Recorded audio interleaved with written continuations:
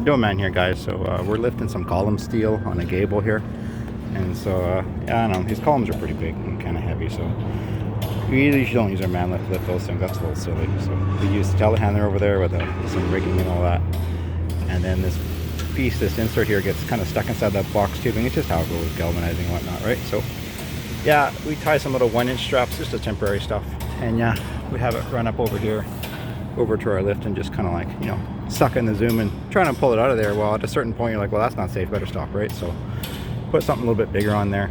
These straps work fine. If you got like a winch or something else you want, that works fine too. Just kind of showing you guys kind of rigging and setup and stuff.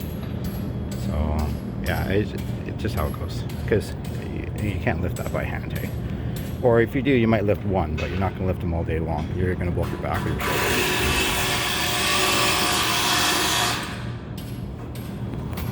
So this time when we lift this column, try putting little U-bolts in there, guys.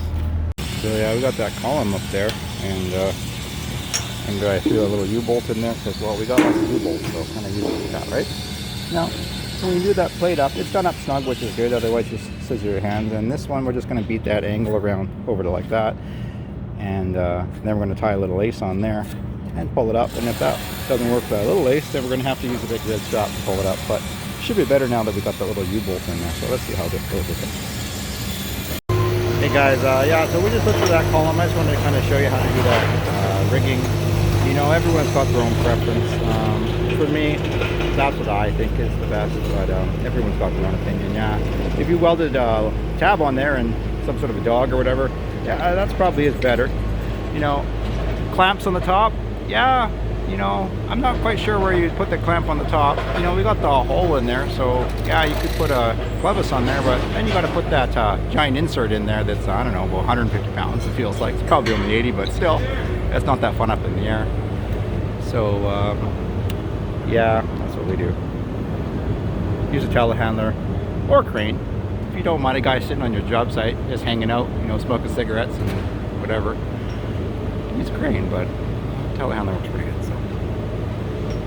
Anyways, yeah, that's it. So, yeah, got that little lacing tied on there.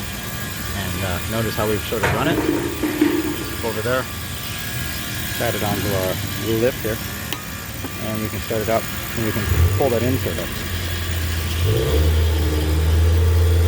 Put that on idle. Oh look, that U-bolt's working. Oh, that works pretty good. Now do I be dangerous and maybe just take that out of it? Oh. So I could have had the, I'm going to be a little far away when I get those U-bolts in. And I'm going to put that lower one in first. I might even take my hammer and bang this side down, put those U-bolts in there. But, nice and easy. I could have been a little bit closer when I started because I'm having to reach on my tippy toes. So, it's good enough. Yeah, guys, I wanted to working on this column here, so maybe have some hammers like this, you know. Hopefully don't have little framing hammers and stuff, and like, it's got a whole bin full of stuff, you know.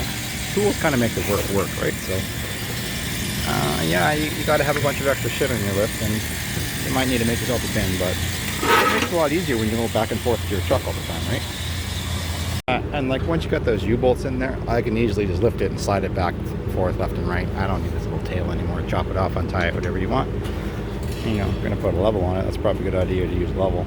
Maybe the guy on the ground can use a level. That would work too. So, yeah. Another column. Oh, and guys, yeah, like if you're using a level, you kind of got to account for the fact there's a bend or ground in the post, right? So if you see a big bend in the middle, you kind of got to calculate how much you got to move your level up here. So obviously the best thing would be to do is have someone stand right in the middle of that bend with a long level. Well, yeah, I don't really want someone underneath me right now when I'm dropping shit on them. So we're just going to sort of make it work and guess, and if we're really good at our job, it'll be right on. So that's it.